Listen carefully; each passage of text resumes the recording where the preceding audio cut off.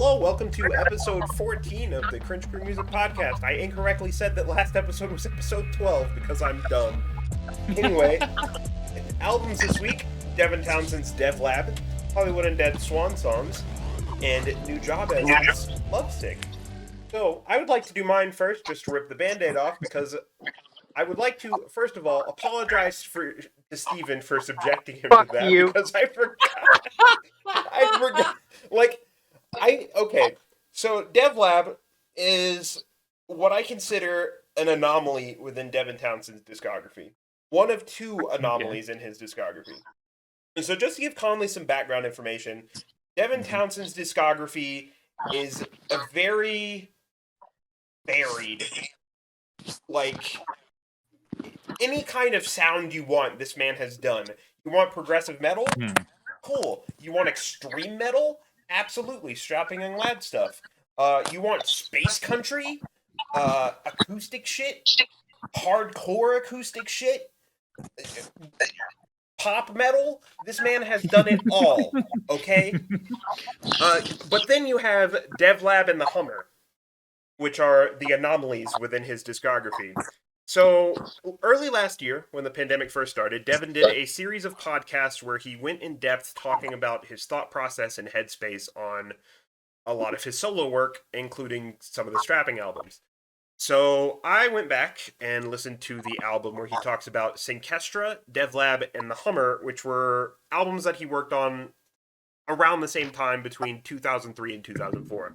Synkestra was an album that he made back with the Devin Townsend band, which would later rename themselves to the Devin Townsend Project. It was same members, but they changed their name for whatever. So Synkestra is kind of just a traditional progressive metal album with, you know, some of the chiller vibes that he's done on Ghost a little bit, but not as chill. You know, if I had to describe it, maybe it sounds more like Key mixed with Addicted or something, right? So he was working on Devlab and the Hummer as kind of twin albums in a way. So the Hummer, in a way to describe it, is an ambient drone album of just humming noises. And his whole reasoning thought process behind that album was that certain frequencies are healing in a sense, and so he made it as a sort of meditation album in a way. So the Hummer is kind of directly linked to Devlab. But the thing with Devlab is that Devin likes to do these things with opposites, you know, like contrasting themes and things. So Devlab is supposed to be opposite to Hummer in a way. But they're still connected. He had some strapping young lad crew listen to it, and they absolutely fucking hated it, to no one's surprise. I think one dude said, "Turn this shit off, this could be a weapon." So with Devlab, Devin was trying to create some kind of narrative, but just using sounds. And the whole thing is that it's a dream, which becomes apparent on the last track where the guy wakes up and there's the alarm, but you still have all of these things going on around him as if the dream never really ended. So my thoughts on this album, for the longest time, it was just kind of a giant meme for me because it opens up with him saying, "Hot melt glue gun," and I thought that was the funniest fucking shit, and I still do. But going back and listening to it now, I kind of appreciate it a lot more. Like, I really think it's an interesting album out of his whole discography, but it's less, it's still a meme for me, but I actually kind of enjoy it more, I guess. Despite how strange it is. So some highlights for me off of this, surprisingly. I have my list here. Where is it? Scroll down a bit. There we go. Tracks 1, 4, and 5 are some highlights for me. It's interesting. It's not for everybody, but I think it's neat. So, how do I begin? Oh boy. There are several things I hate in this world. Oh boy. That's a flesh pineapple. I hate that. Anyway, continue. Wasn't ready with that. There are 4 or 5 things I hate in this world, And this album is about 4 of them. Oh, good God. I hate harsh noise. I hate repetitive noise. I hate repeating sounds. This album is all of that, and I hate it. There are no highlights because it is all hot garbage. There is nothing I like about this album other than the fact that I literally had to get baked out of my fucking mind to even tolerate it. On a scale of 1 to 10, I would rate this a 3. Oh, okay. Well. Because there are 3 things I hate about it, and that gives me God. talking Oh. points. I hate the fact that hot melt glue gun is a thing. I'm gonna melt you guys. I hate the fact that he literally used like paper grating over a microphone to make some of this. And that he just sampled like grinding noises for a lot of this. Like, why? Who wakes up and goes, you know what? The music world sees me as a god. I'm gonna go out and make music using a microphone, a sheet of paper, and a heavy metal blade. Like, who does that? No one. No one does that. Actually, Eskimo does that, but continue. Oh. Well, no good music artist does that. Eskimo does that. I reiterate. We talked about Eskimo like several weeks ago. That album is good. You're not wrong, but I reiterate. But no. All things aside, this is a weird one from Devin's discography. I've put off listening to it, and now I can confidently say I've listened to damn near everything in Devin's discography.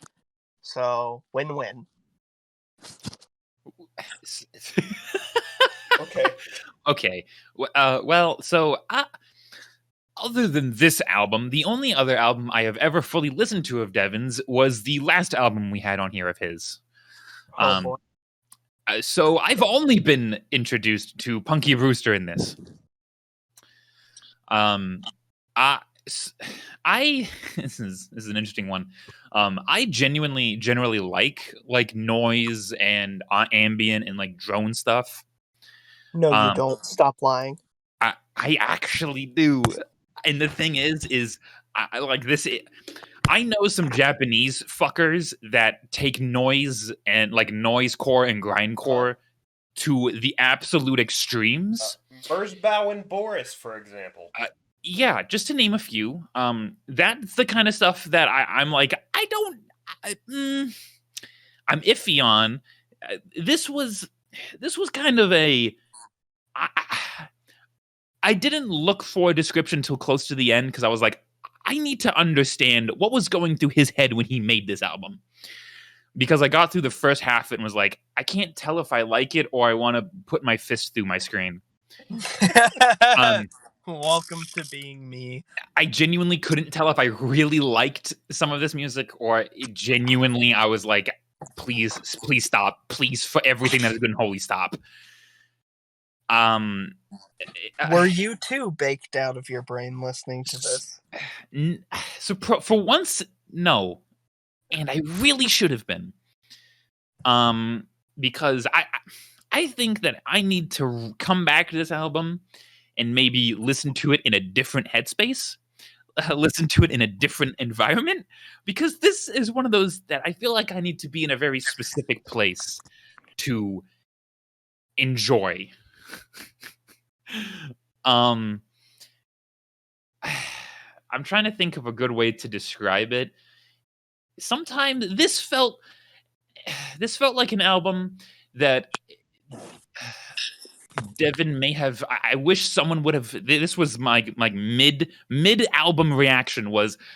I wish someone would have told him no. I was like someone along the way needs to tell him, even if you are a god in metal, you need to be told once no. I think he has been told no, and his reaction to that was shoving the dude's phone up his ass. So in other words, no one should ever tell him no. In which case, good God. I don't hate this, nor do I necessarily think it's awful. I was just kind of confused by most of it. I'm Understand. like, I don't know if I should, because I found a different description, I think, of on his website of his description of the album and like where he came from while making it and how he was like trying to elicit certain emotions. That sounds about right. The only emotion, because I think he wanted this album, or he intended it to be way darker than I felt like it was. Maybe I've just listened to some darker ambient stuff that this doesn't affect me as much, or doesn't elicit the same emotions that he wanted it to elicit. But to the individuals that he was like, I'll read a sentence. He says, "This record has caused several friends of mine to be extremely uncomfortable while listening to the point of leaving the room." He calls that a great success. Smiley face. Yes. Great success, smiley face. And I'm like, honestly, music that makes people uncomfortable doesn't bother me. But sometimes I did not get the emotions out of this I think Devin was going for. I really just felt confusion over what the fuck was going on half the goddamn time. Personally, my favorite songs were probably the last three. The last three were the most, I should say, enjoyable for me, but the standouts are probably what Mike said, being 1, 4, and 5. I think 4 and 5 are those like the ones that hit that really louder. Yeah. Those are the two that like I had to stop at first because I was like, this is actually a little too noisy. And I was like, I had to like turn my shit down a little bit. I'm going to listen to more by Devin Townsend because I know this is not his entire discography, like you've very much explained. But this is a very interesting one that I'm going to have to come back in a different environment to see if I can understand, or I should say, get the full intention behind the album. Yeah, I have a flow chart I can send your way for like an order to listen to his albums in. Okay. So I have one thing to say before I move on to talking about my album. Okay. Until today, I had yet to find an album of Devin's I really hated. I dislike Strapping, but I don't hate it. It's weird, but I don't hate it. Mhm. I hate this one. I fucking hate this one. Okay. Like, I hate this one like an angry German hates Jews. Oh, Jesus. no. Oh, fuck. I don't like it. God damn. Okay, noted. I do want to add real quick, just kind of like a moment that I thought was really cool on the whole thing is like when it goes back to the hot melt glue gun stuff and it's just him repeating melt you, and the entire thing is just like distorting and collapsing into itself. Yeah. It's nuts and I loved it. It's so it was interesting because the ones where it was like I could hear him talking, I was like, it was the ones that I got the most like confusion on, where I was like, I can't tell if I hate or like this. And it was also a bit of like trying not to laugh through some of the bits of it. But Jesus, honestly though, getting to the last track and reading his like what he thinks the album is, like reforms how I think I should be listening to the album. But it's interesting. That's all I have to say. It's interesting. Okay. Well then, yeah, we'll move on to Lovesick, I guess. Yeah. So I had never heard this album until me and my buddy Dallas were hotboxing his car, and he put it on, and we were driving. And let me tell you, have you ever wondered what it's like to fly above the clouds and possibly shake hands with God? Sure. It was good. I would hope so. Okay. The whole album's good. Part 3 is my favorite. Followed close by Part 4. They're both real good, but Part 3 is probably my favorite out of all of them. The whole album is just really good, though. If you've never heard Nujabes, his stuff, he heavily inspired and motivated a lot of early lo-fi and other tame chill beats producers and stuff like that. He's big inspiration for that. Sadly, he is one of the great talents that has passed away. If I'm remembering correctly, I think he died in a really bad car accident. Yeah. But his music's incredible. Lady Brown is another good one that's not on this album, but is good. I would highly recommend anyone who likes stuff like this to give him a listen. It's really good. Yeah.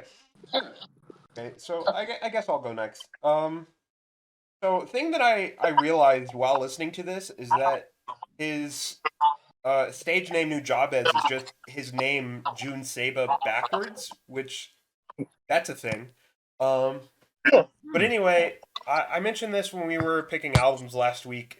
The only song of his that I was familiar with was Battle Cry, which is the intro for Samurai Champloo.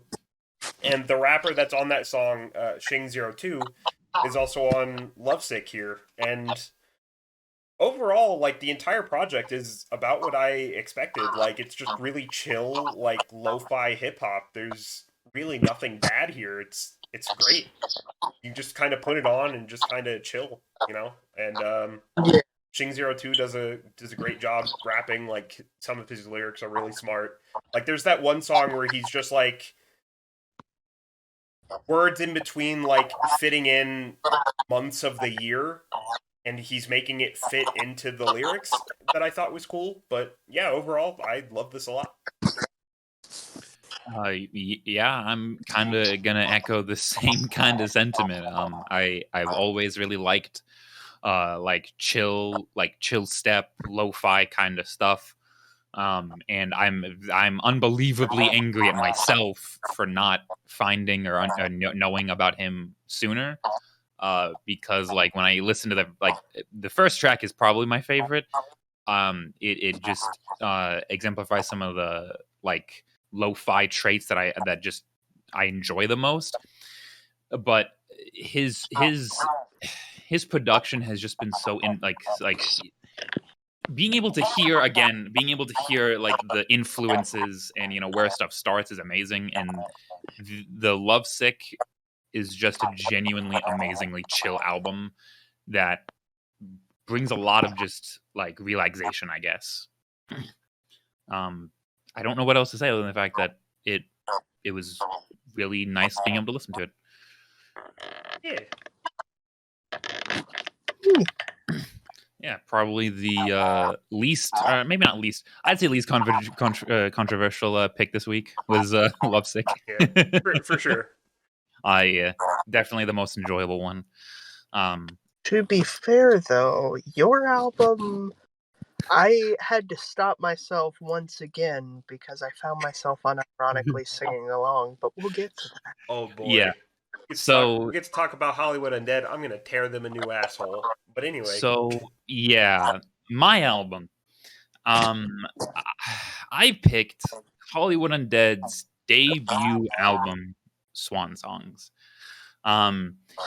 This is an album that I listened to way more than is probably healthy. Or I guess listening to Hollywood Undead in general way more than what is healthy. I'm trying to think of a good way to go with this because I know where this is going to go. Just trying to prepare myself for it. It's a very edgy, very very stuck in the times kind of album. You can when you first listen to it, at least I could very much tell it's obvious this song came from the 2000s or at least the late 2000s. I do not condone at any point the F slur that they do sometimes drop in this. I like to think of this as like a time capsule of the time, and I try and separate the fact that they did use these unacceptable slurs in that manner. And it wasn't okay back then, and it isn't okay now. But I kind of I very much have these songs. This is the kind of nostalgia album for me where it's like I listen to it, and even though I realize that it's edgy and their rapping isn't necessarily good or their songwriting is not, mind-blowing. What do you mean, man? What do I mean, they're what's They're the fucking so good. if you listen to I think is it Bottle and a Gun? That one's got some pretty hard to listen to. Oh no, which one is it? Is it This Love This Hate?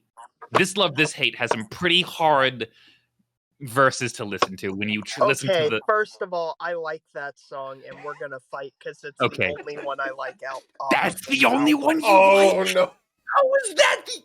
Ow! Okay. It's okay. I picked this album. I like trash music off this album, so you can yell at me all you want. Okay. I do not hate certain songs. I do not hate "Sell Your Soul" or songs like "City." I don't hate these songs. I can sing. I will unironically sing along to songs like "Everywhere I Go" and "Number 5." Because of the amount of times that like me and my friends have sang these stupid fucking songs acting like idiot fucking teenagers. Oh yeah, absolutely, dude. It 100% feel you.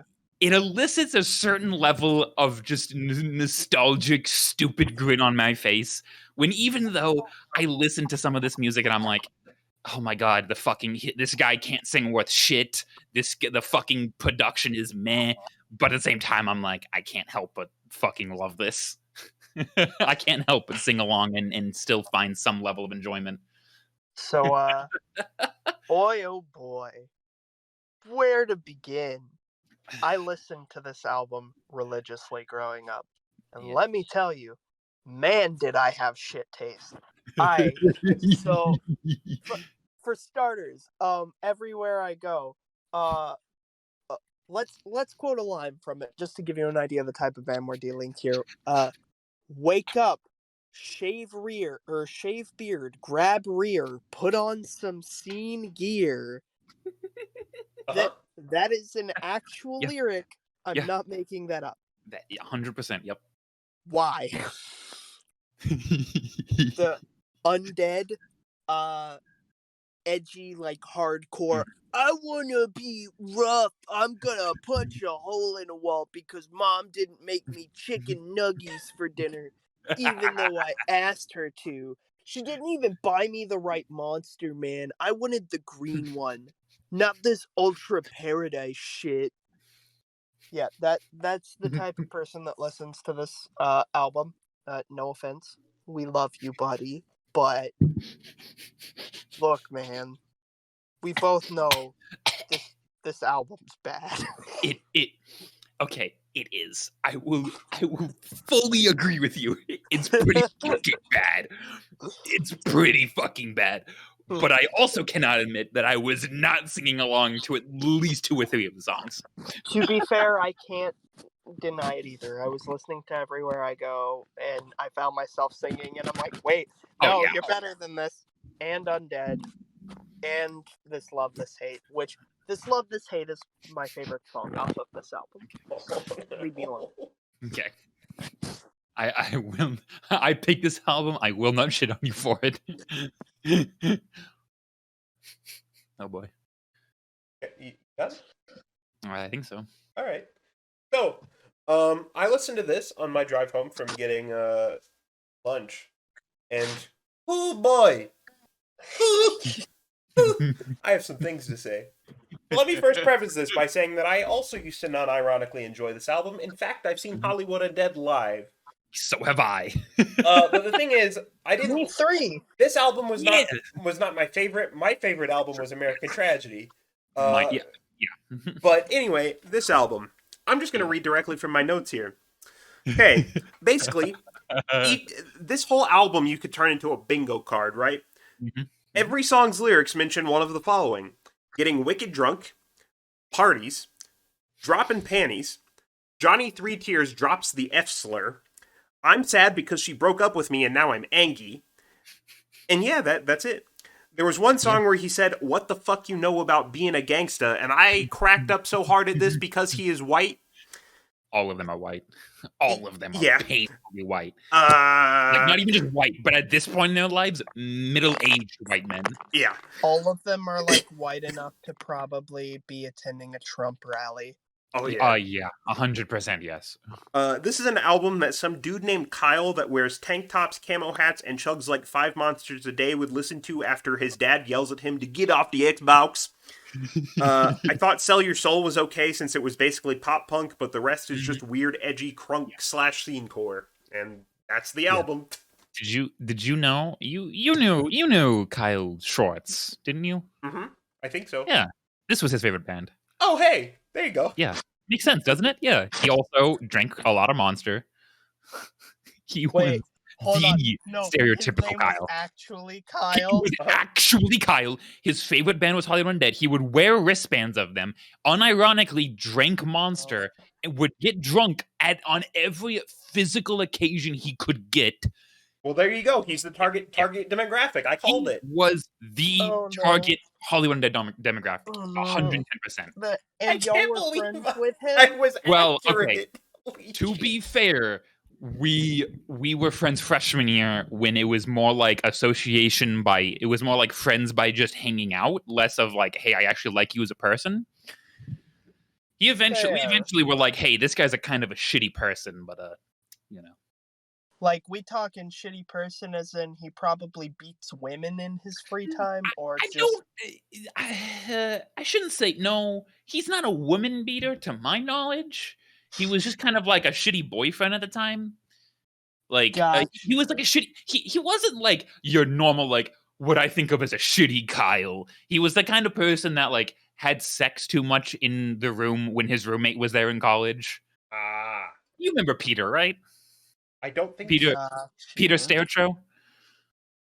Never mind. It's okay. Maybe. Never mind. I know Peter. Anyway, they had copious amounts of sex with him in the room. It was ridiculous. He was just an inconsiderate person. It wasn't that he was an asshole. He was just inconsiderate. So he was an asshole. Well, yeah. I don't know if I'd go that far, but yeah, he pretty much. Yo, bro, your girlfriend just broke up with you? Oh, dude, I'm so sorry about that. Here, I'm gonna get some mad puss right next to you, okay? Cool. Here, there's a Monster in my fridge. Could you pop that? Oh, man, thanks. No. I need that. Bring it to me.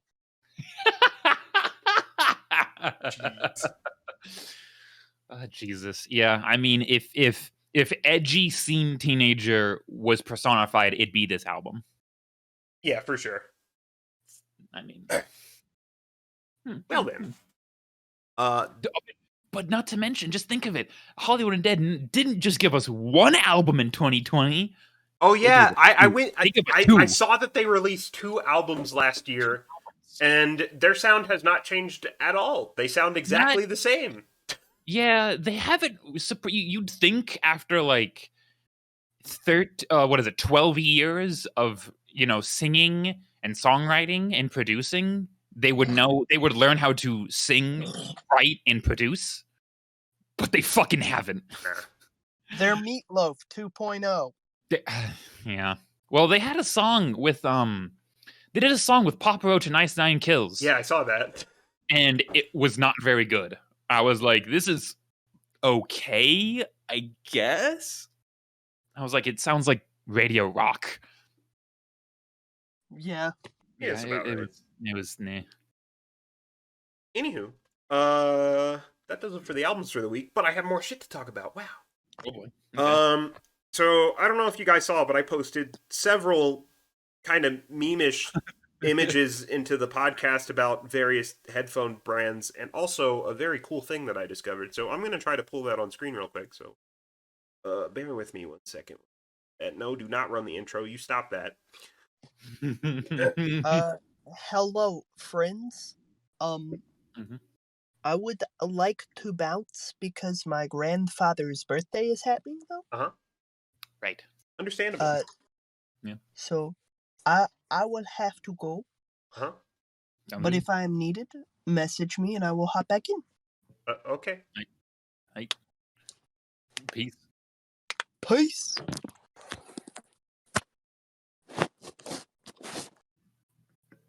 Well then. Okay. Well, let me. Yeah. Wait. I now realize that we probably should have asked him his album. It's fine. Yeah, we can. Yeah, whatever. All right. Oh, I saw this. So this one, I don't really know what to say about here, but let's go through this, shall we? The Wizard Monster. Okay. Oh my god. That's a look. That's a look. That's a fucking look. So it used to make headphones, known for selling overpriced cables. Yeah. Favored cheap and tacky luxury designs that appeal to teenagers, and headphones were basically universally disliked until they were quickly discontinued. Used to own the incel Beats by Dre before Basic Apple bought it. So I remember when Monster used to own Beats by Dre. That was back when Beats were notoriously shit on all the time. You can still walk into a Best Buy and see their cables that are like $30 for like an RCA cable, which is fucking nuts considering you can buy a 4-foot RCA cable off a mono price for $2. Yeah. It's garbage. Accurate description. I don't think I've ever owned anything by Monster. Me neither. The Neckbeard Ultrasone, a brand that I'm not too familiar with. Yeah. Audiophiles kind of forgot it existed. Or some of us never knew they existed. They're German, but they're overshadowed by Sennheiser and Beyerdynamic, which I can tell you are infinitely better. A review of their $3,000 flagship is just a video of the guy cringing. Not good. I've never heard of them either, yeah. It's probably for the best, from what I gather. Yeah. All right, the Incel Beats by Dre. Most people know their headphones are bad by now. The newer models are actually kind of okay, but still overpriced. Yeah, I can kind of... I'm never going to buy one literally just because of the price. Like, if I can get the same quality for cheaper, then I'm going to get it that. Yeah, like, their headphones are okay now, but they just charge too much for them, is the problem. Yeah, that. And you're basically just kind of... Since Apple owns them now, you're just paying Apple tax for them at this point. At that point, yeah. Has the edge over Sony in Bluetooth performance due to the W1 chip, which is Apple's thing, which, I guess. And athletes wear them due to their huge advertising budget, which, basically they just advertise the shit out of them and overcharge you for okay headphones at best. Yeah, pretty much. The Virgin Sony. Headphone lineup is bad, but they make great IEMs, though. I couldn't tell you on that because I'm not too familiar with Sony's headphones other than their noise-canceling Bluetooth headphones, which are apparently pretty all right. Yeah, they are. House sound is bass boost with whack mid-range that, like Incel Beats, only cares about the Japanese audio market. Wired lineup hasn't been updated in years. Doesn't make open-back headphones anymore. Overall, my thoughts on Sony's headphones, I'm not too familiar with them, other than their noise-canceling ones are supposedly good. I really like my noise canceling CH700s. They have the bass that I like because, bassy stuff. Yeah. But it's not as clear, obviously, as like amp stuff, but it's not awful. Yeah. That's moving on. Basic Apple. Headphones only support 2 audio codecs, one of which is Apple's own proprietary nonsense. Yeah. They own Beats. Everyone has heard of them. They're overpriced, but generally okay. AirPods Pro is actually good, which is wild. AirPods Pro are supposedly crazy good, from what I get. Huh. And their new headphones, which the name of which I forgot, are supposedly okay, but people are complaining about the case because the only way to turn the headphones off is to put them in the case and then close the case, which is the dumbest shit. Yep.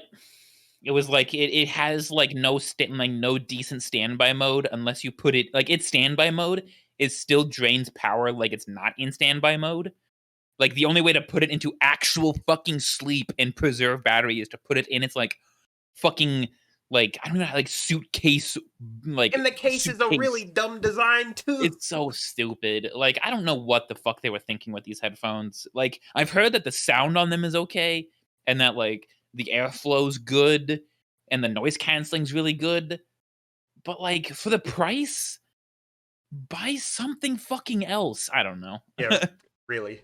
Yeah. Like for the price of those headphones, you could buy the ones on my head right now. Yeah.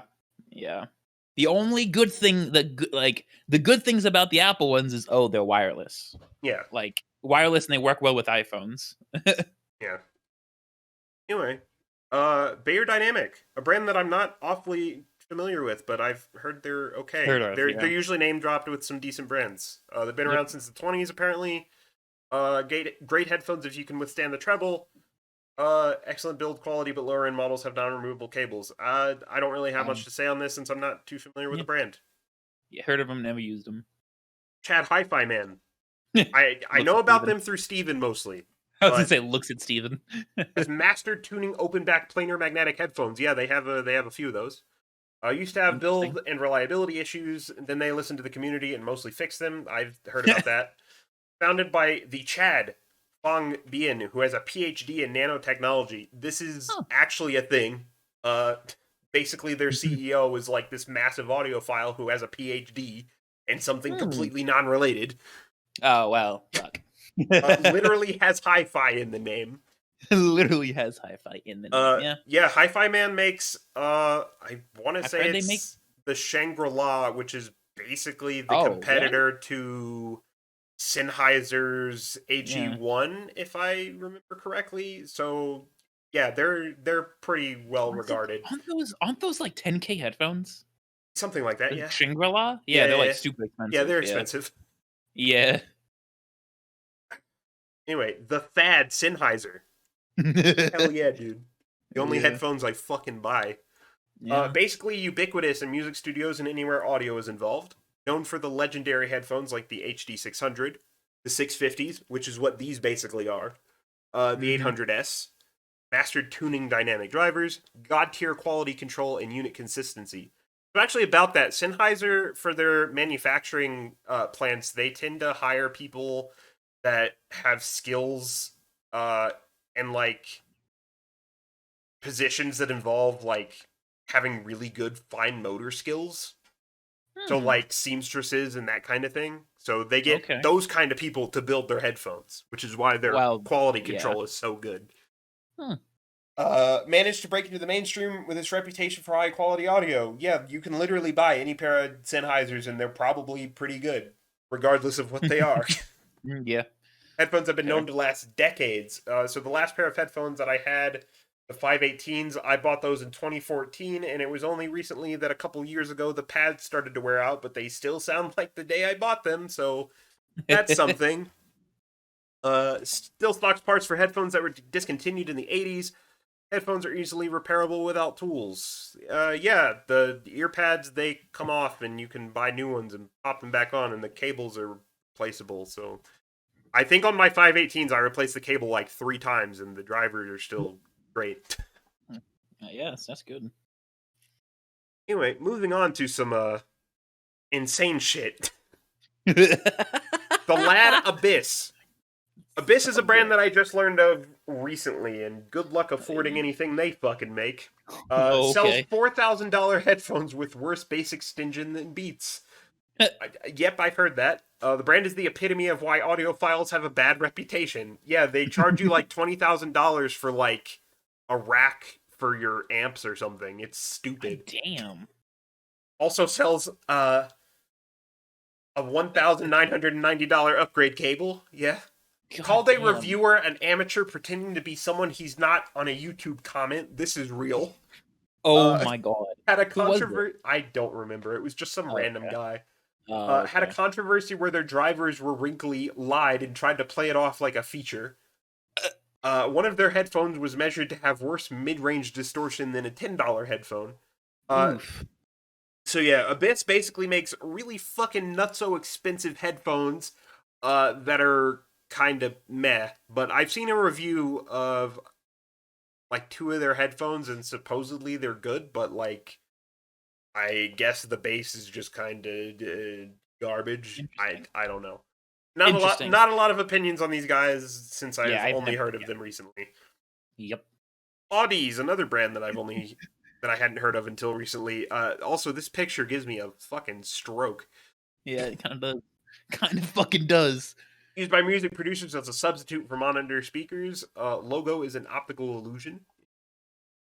Headphones weigh over a pound. It's still comfortable because the weight's distributed. Base so thick you can cut it with a butter knife.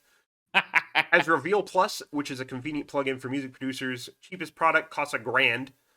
Absolutely god tier if you equalize, mediocre if you don't. You used to have QC issues like Hi-Fi Man, but they fixed them. Yeah, I looked into their shit, and like the cheapest pair of headphones they make is like $500. So have fun with that. Okay.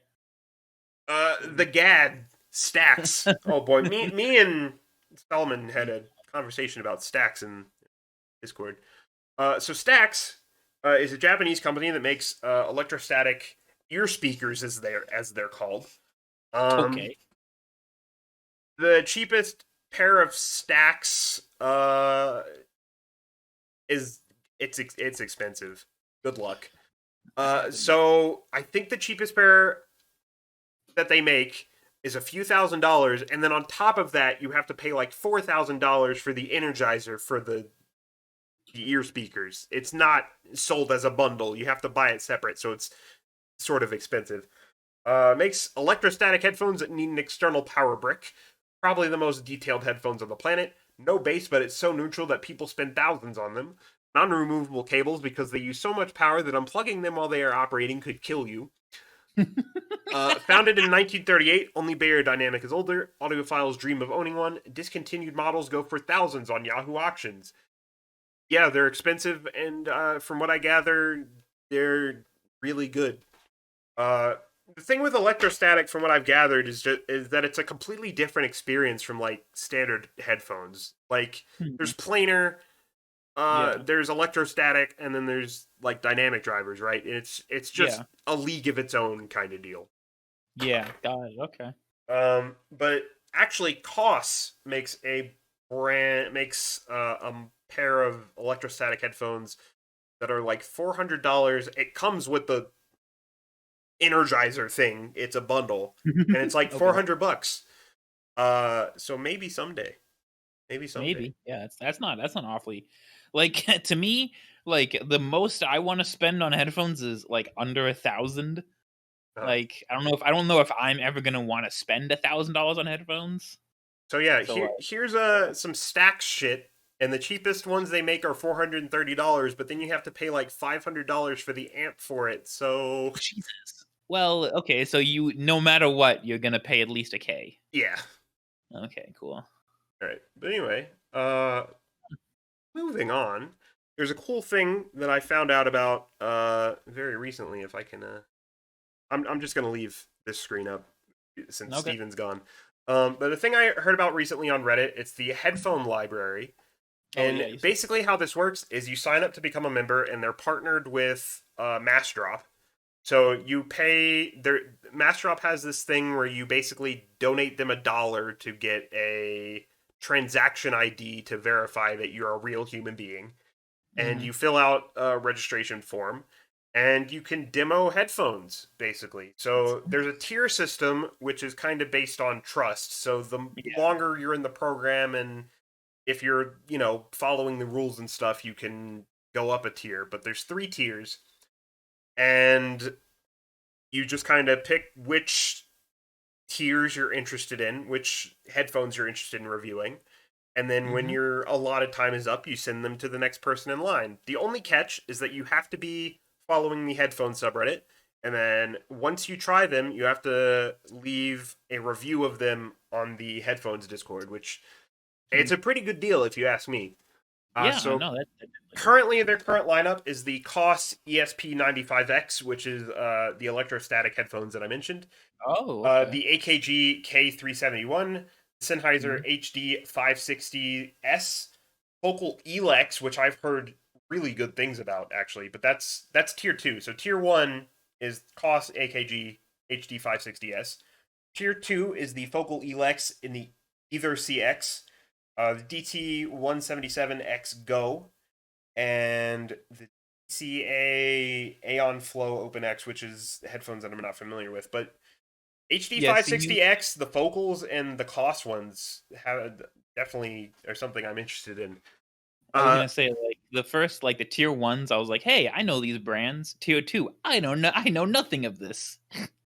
Yeah, basically. But this is something I might look into doing, and it might be if I actually do it, it might be another segment here on the podcast. Okay. But we'll see. Yeah, My only concern is that my work schedule kind of makes it impossible for me to get mail because I live in an apartment, so I have to go pick up packages depending on how they're sent. If it's like UPS or something, I have to go to the office and they're closed on Sunday, which I'm off, and they close at like 6, which is like 30, which is by the time I get home. Yeah. So unless they're sent like the post office, there might be a problem. Yeah. But given that other people are sending them to each other, it'll probably be sent through the mail, so maybe I'll have better luck. You could get a PO box.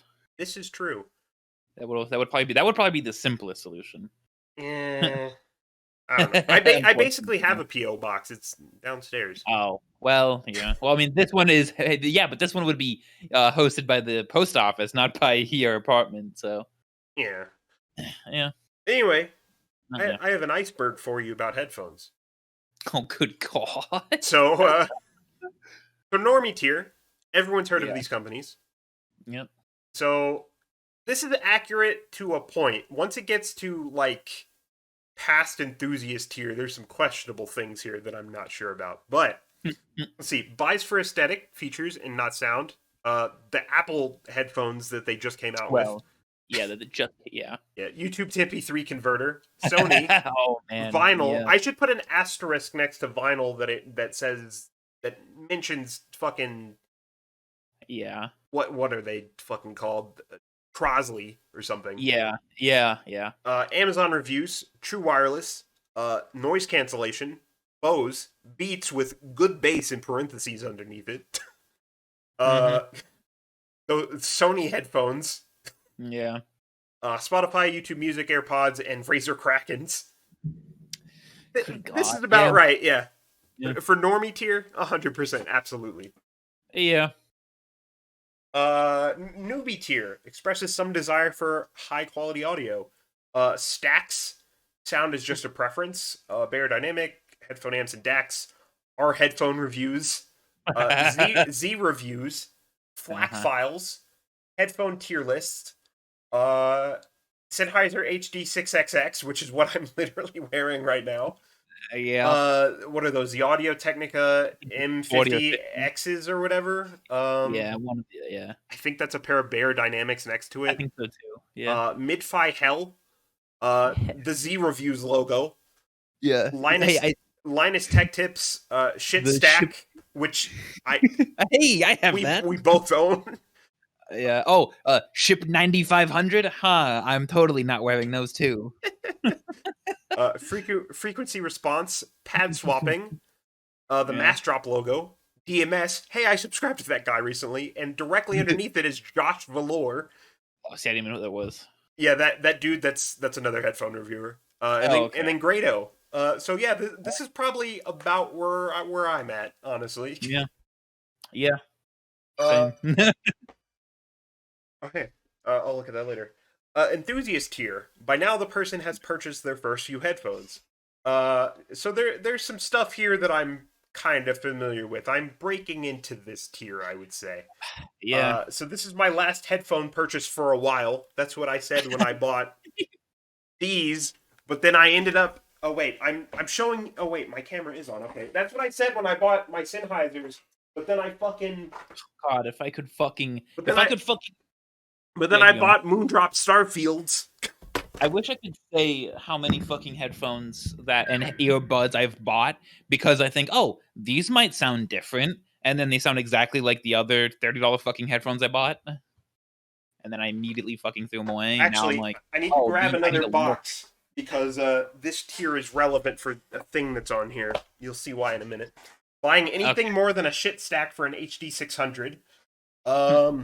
Well, these are 650s, which is the 600 lineup, and I've been considering getting like a tube amp for a while, so we're getting there. Yeah. Speaking of which, tube amps. Having an end game, Title. So I thought about getting I know. I thought about getting a Title subscription for their master tier, which gives you the master recordings. But the problem with that is that it's so fucking expensive compared to Spotify that I just don't want to shell out the money for it. Exactly. I'm like, I'm just gonna fucking keep using Spotify. Like, I don't mind transferring Flax to my phone. Honestly, like it's whatever. Audiophile discords, haven't gotten there yet. yeah. Memes, macro and micro dynamics, stereo imaging, chi-fi, so that's Chinese hi-fi, which brings me to the fucking those boxes that I had readily available. So Moondrop Starfields. These are the IEMs that I bought a while ago, made by a Chinese company called Moondrop, and these things are fucking incredible, despite being some Chinese bullshit. Speaking of other Chinese bullshit, Fio BTR5, Bluetooth headphone amp DAC. This thing is incredible for also being Chinese bullshit. Bruh. Fair. Hi-Fi Shark and Timbre headphone modders, planar bass with the Hi-Fi Man planar headphones above it. Yeah. Bluetooth audio codecs. Stares at the Fio BTR5. Putting toilet paper behind your headphone pads to tune the sound. I don't know, man. Heart audio cables. I've heard of them. Zeos talks about them all the time. IEMs. Yeah. And then Hi-Fi Man and some other bullshit. Yeah, see, this is the last tier that I'm like, the enthusiast, the last one that I'm like, hey, I kind of know some of the stuff on here. And then you get into the next one, and I'm like, the rest of this, I think it's just like people shit posting, and I don't know how true this is. This has to be shit posting because I don't get any of this. I like the smiley face on the side that says, I let my mom listen to my HD 800s and she legit started crying. Yeah. Alright, so audiophile tier. This person has had their hands on many cans and is usually near contentment. Sucking on drivers to get the hair out. I hope no one's doing this. Oh, God. I can't imagine needing or wanting to do this, but okay. Pirating music. I've been doing that for years. I mean, I've been perfectly legally buying all of my music. What are you talking about? I was like 8-year-old me would be ecstatic to hear this. Realizing that Reddit and Zeos give bad headphone recommendations. Again, I'm not sure about that. I don't know what HPHQ is, and I tried to look it up, and I couldn't find anything about it, but I assume it's a website, so I don't know. Speaker amped HE6, pad swapping fucks with the tuning, cursed DIY projects. So let me tell you about a cursed DIY project that a friend of mine did for me back in high school. So I used to own a pair of Sennheiser HD201s, and the cable on them, non-removable. Okay. I remember that the fucking this bit broke off in my iPod, and so I was basically fucked. So my friend was just like, "Hey, I'll just mod your headphones to have a removable cable," and that worked for all of 2 weeks. And he basically drilled the hole in the headphones and soldered a cable onto it, and it was something. Huh. Interesting. Okay. But I mean, I could unplug it and plug it back in, so it kind of worked, I guess. Yeah. Something about regretting buying biodynamic headphones, but I think that's a meme. Vinyl again. Anti-equalizer people. Dan's compressed audio. I don't know what that is. Tube rolling. I vaguely know what that is. Basically, it's just like switching out the tubes that come with tube amps for like just different ones or something, just because different sound depending on the tube you hit. I don't know. Okay. Hi-Fi Man's quality control, vocal customer service. I just know I know very little about Focal as a brand. I am assuming that people don't think their customers. I don't know what they're trying to say about their customer service here. Is it good, bad? I don't know. Failed headphones with the HD800S underneath it and the HD800s.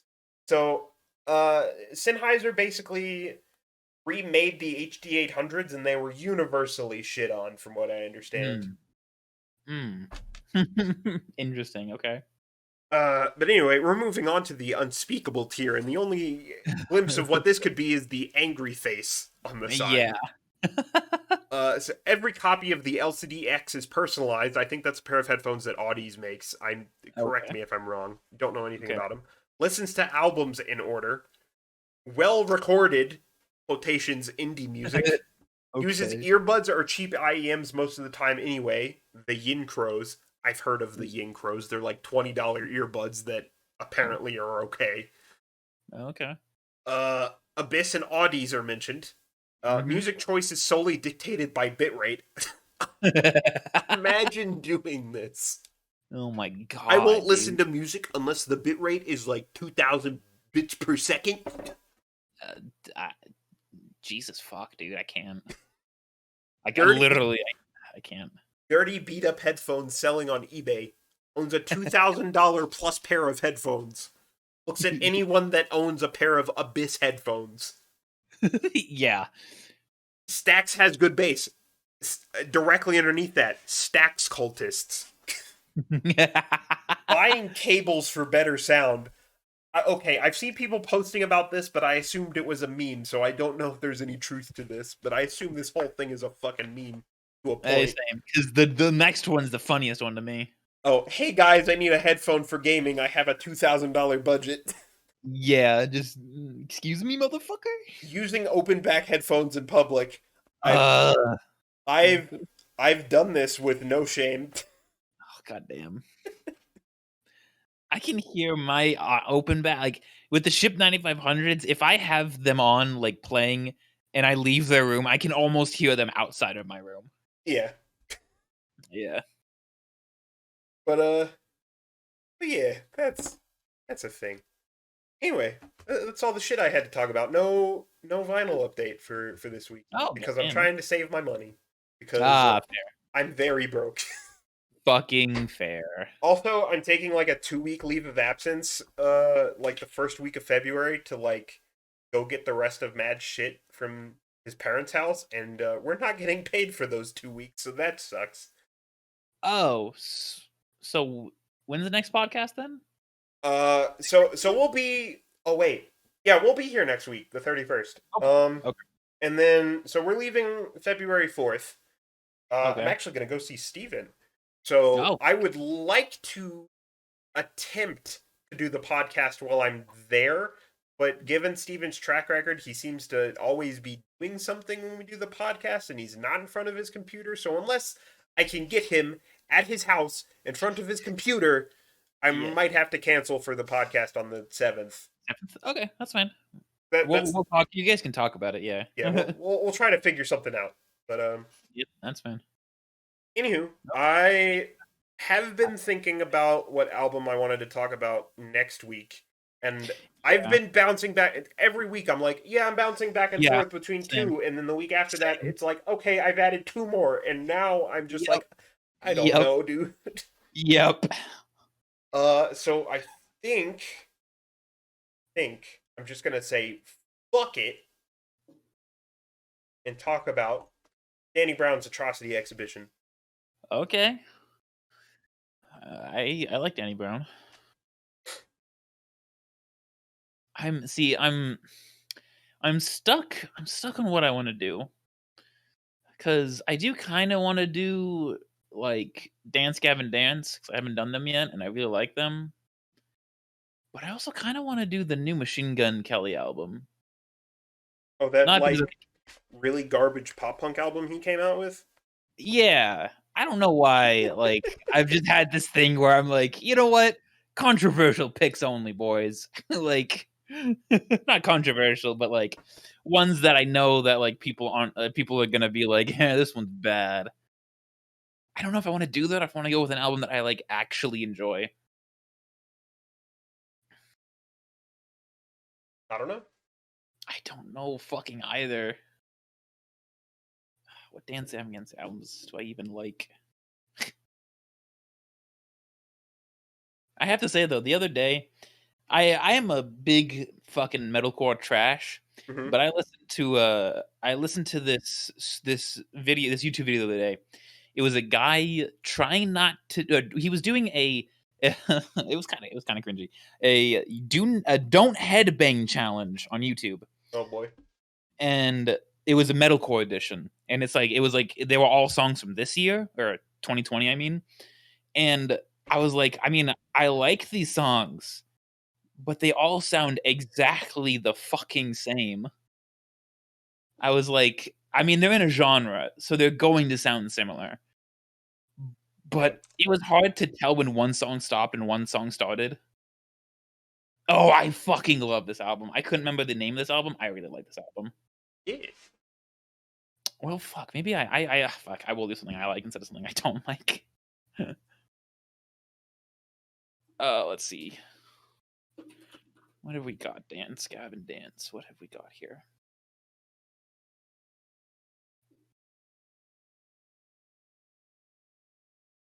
I could do this one. I think this is the one. I can't remember if this is the one that Fantano did not like. I know he had one he really didn't like. Yeah.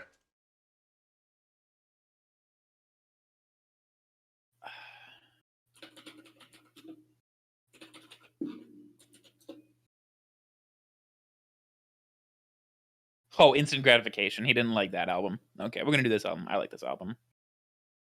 We'll see if we'll see if anyone else likes this album.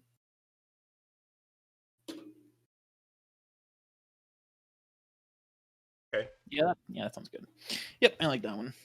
All right, and then I'll message Steven and tell him to post his shit at some point. Okay, sounds good. Righty. Well, that's gonna do it for a podcast. Thanks for tuning in. I know I'm behind getting the last couple episodes up on YouTube, and I'm very behind on uploading the audio-only versions to Spotify and shit. So the thing with that is that I have to take the videos, extract the audio from them, edit some of the audio because I'm working on season 1 of the podcast, so I have to edit some of the audio here and there. And then the website I'm using to mass upload everything lets me include a separate intro and all that shit, and that takes a while, so it's a lot of work that I have to do to get it up, but I'm hoping eventually I can get at least to season 2 soon. Okay, well, okay. But I'm trying. I haven't forgotten, it's just that I'm very busy. Fair. But all good. Anyway, catch you next time. Yep, see you later.